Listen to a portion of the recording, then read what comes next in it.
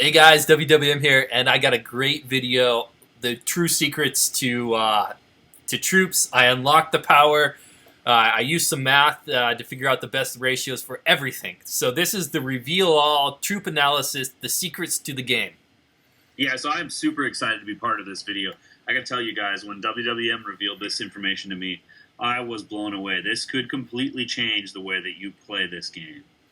All right, so let's just get right into it. What do you say? Let's do it. We'll see what havoc wreaks. I don't know. This. I mean, on the one hand, I feel a little like we should just keep this information for ourselves. No, that's selfish, Breknar. We don't want to do that. Well, you know me. I'm always wanting to reveal people's names when you do your top 10 list, embarrass people, keep all the money and power for myself. What can I say? It's the yin and yang. Right. We got evil and we got angel. Well, nobody go quite too serious. I guess if that's what you have to call it. Yeah. All right. Man. So let me explain what's going on here. I know there's a lot of numbers. Some of these numbers are theoretical, and this is all based off of the power ratio that I came up with, and it's right here. A T1 troop is worth 1. It takes 2.19 T1 troops to equal 1 T2 troop, and this is how many troops it took to kill, and so on and so forth. And it's not a perfect ratio, but it's a good basis based off of good science and to come up with a kind of a power ratio for what we can base everything off of. And this is what I came up with. So what I did is I took my times, what it takes me to build 10,000 T1 troops, and how many T1 troops I could build with a 1 week boost. This is completely theoretical. I could not build this many T1 troops with the current barracks I have. I'd cap out at like 30,000 or something. So this is theoretical at this point. And if I were to destroy some of my manors, it would lower my time, so I couldn't create as much. So this is based off of how many manors I currently have. This is a true, accurate number of 10,000 troops for each one of these. So you're telling us then with a 1 week boost, you could build 190, and that's in thousands, millions. What is that? 190,000 T1 troops. 190,000 T1 troops Yep. with a 1 week boost. This is actual number of troops that you could build okay. with my time that it takes me for each one of these troops. Right, so Tier 2 is 76,000, Tier 3 43,000, and then down to Tier 5 15,000. Exactly. All in the same amount of time, right. effectively. So, that's good to know information, but this is really where it comes down to. So this ratio, this is the power to gold ratio. So what this is telling us that for each 1 piece of gold that you spend, if you could build 200,000, 190,000 T1 troops, you would get about a 1 to 10 power ratio on your gold, return on your gold. So you would get about 10 points of power for every 1 piece of gold. And if you go all the way to the end, and this makes sense, if you were to buy the cheapest time boost, 15 hours, and have the most highest troops, you're only going to get a return on that gold of 4.4%. So it's double. It's double compared to T1 to T5. Okay, so let's back this up just a second to make sure this is clear. You're telling us right now that per gold, we get 9.5 power for building Tier 1 troops, and we only get 5.5 power for building Tier 5 troops. Exactly. That is the opposite of what I would expect or what I would think. Right, exactly. And I think that's how everybody is. When you're talking about power, not influence, this is where you come up with your actual fighting power. And if you look at even the lowest amount of time for T1 troops, if you can build 17,000, you're still getting a gold to power ratio of about 8, which is still well above anything else that we have.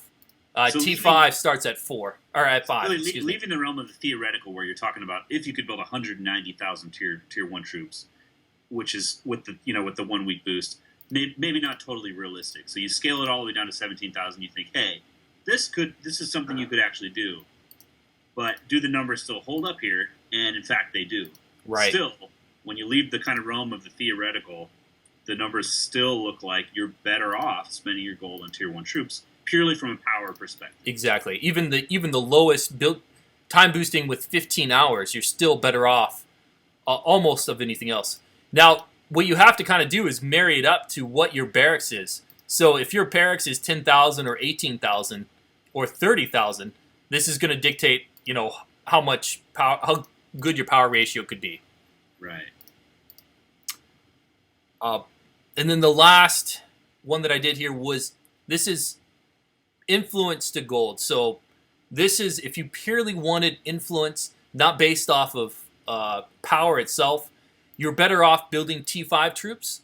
You're going to get about 60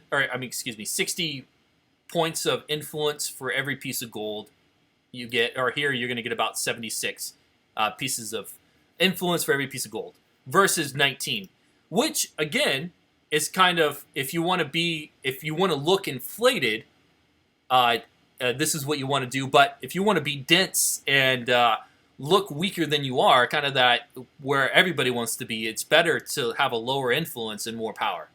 Yeah, it's the only scenario I can see where it makes sense to go tier 5 just purely to gain influence would be basically if you intend to buy troops and put up shields.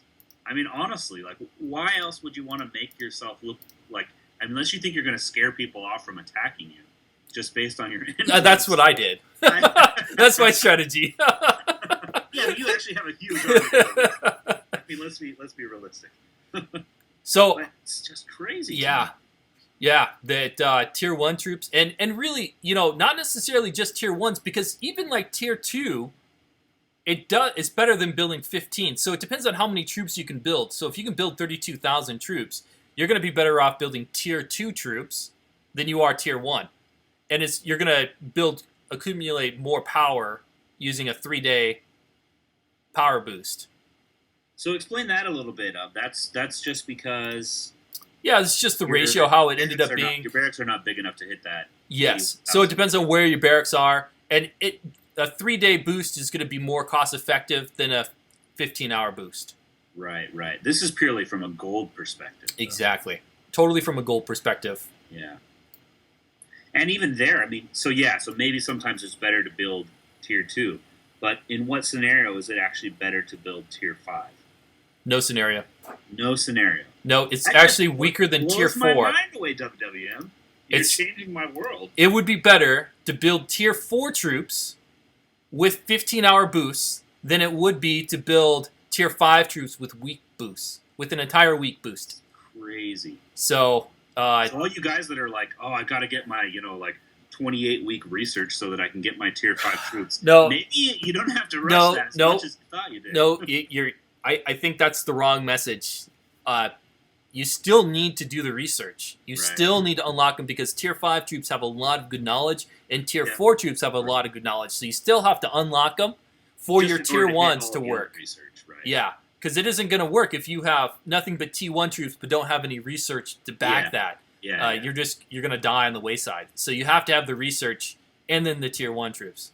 Yeah, you're right. I was thinking purely from the perspective of unlocking those troops themselves. But and there's probably some merit to what you're saying, like the resources that it took and the 26 weeks that it took. You could probably build a bigger army.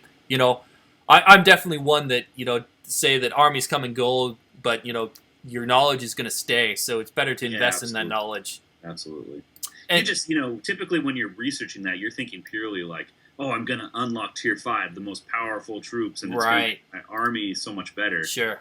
When you're right, from the perspective of just unlocking that other research, but really you should be unlocking that other research to apply to lower tier troops. Exactly. Which is just crazy. Absolutely. Yeah, wow.